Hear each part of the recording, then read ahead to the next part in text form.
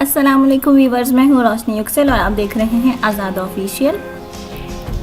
آج کی اس ویڈیو میں آپ جان سکیں گے کہ اگر پرندے ہوائی جہاز سے ٹکرا جائیں تو وہ کیوں تباہ ہو جاتا ہے۔ مگر فرینڈز، اس سے پہلے میری آپ سے ریکویسٹ ہے کہ آپ سبسکرائب کے بٹن پر کلک کر کے ہمارے چینل کو سبسکرائب کر لیجئے اور ساتھ بنے بیل آئیکن پر بھی لازمی کلک کیجئے تاکہ ہماری ہر اپلوڈ کی جانے والی ویڈیو آپ سب سے پہلے دیکھ کر انجوائے کر سکیں۔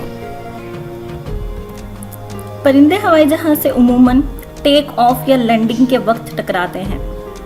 پرندوں کا ہوائی جہاز سے ٹکرانا بہت سے حالات پر منحصر ہوتا ہے، مثلاً پرندہ کتنی جسامت کا تھا، کہاں ٹکرایا، جہاز کی اونچائی کتنی تھی، وغیرہ وغیرہ۔ فوجی اور سویلین جہازوں کو بڑے پرندوں جیسا کہ چیل اور گدھ جیسے پرندوں سے نقصان پہنچنے کا اندیشہ ہوتا ہے۔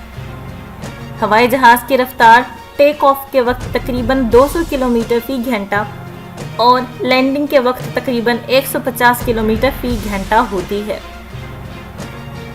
ہوائی جہاز کے انجن اور سامنے والے کاکپٹ کی کھڑکی کے شیشے تقریباً 2 کلو گرام وزنی پرندوں کے ٹکرانے سے محفوظ رہ سکتے ہیں۔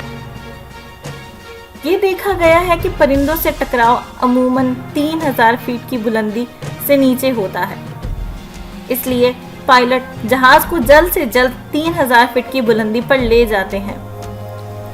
2 کلو گرام سے وزنی پرندے جیسا کہ گدھ اگر کاکپٹ کی کھڑکی سے ٹکراتے ہیں تو اس سے کھڑکی کا شیشہ ٹوٹ کر پائلٹ کو متاثر کر سکتا ہے۔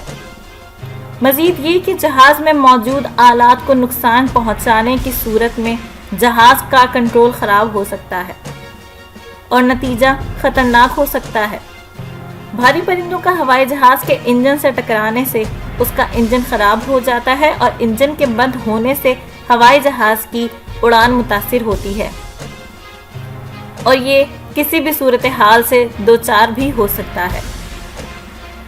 جیٹ انجن سے زیادہ پرندوں کا ٹکراؤ یقینی طور پر ہوائی جہاز کو کنٹرول سے باہر کر دیتا ہے اور انجن فیل ہو جانے کی صورت میں جہاز کی تباہی یقینی ہو جاتی ہے۔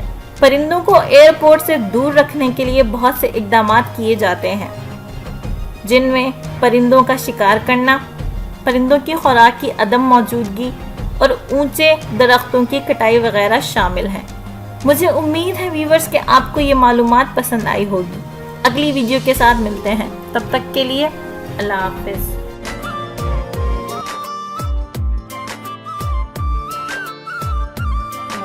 Smart boy.